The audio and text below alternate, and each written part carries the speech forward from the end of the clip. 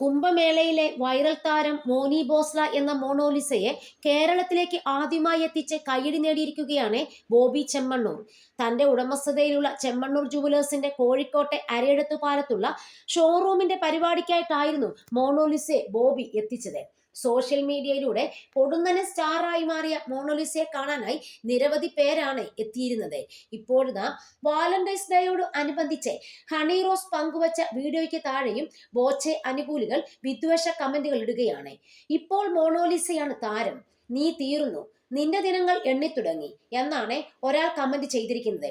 പോയി എല്ലാം പോയി മോണോലിസ, കീറിപ്പോകുന്ന അടിയല്ലേ ചെമ്മണ്ണൂർ ബോച്ച ചെയ്തത് എന്നാണ് മറ്റൊരാളുടെ കമന്റ്.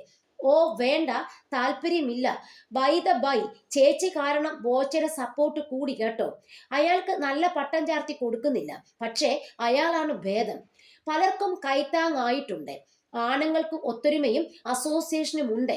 ചേച്ചി, നിയമം പെണ്ണിന്റെ വാക്കിന് അനുകൂലമാണെങ്കിലും എന്നാണ് വേറൊരാൾ വീഡിയോയ്ക്ക് താഴെ കമന്റ് ഇട്ടിരിക്കുന്നത്.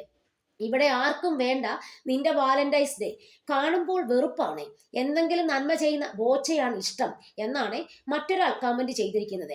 അതേസമയം ബോളിവുഡ് സംവിധായകൻ സനോജ് മിശ്രയ്ക്കൊപ്പമാണ് മോണോലിസ കോഴിക്കോട്ടേക്ക് എത്തിയത്. സനോജിന്റെ ദ സ്റ്റോറി ഓഫ് മണിപ്പൂർ എന്ന ചിത്രത്തിൽ നായികയായി സിനിമയിൽ അരങ്ങേറാൻ ഒരുങ്ങുകയാണ് മോണോലിസ. ആദ്യമായാണ് കേരളത്തിലേക്ക് എത്തുന്നതെന്നും കേരളത്തെ മലയാളികളെയും ഒരുപാട് ഇഷ്ടമായെന്നും വൈറൽ താരം പറഞ്ഞു.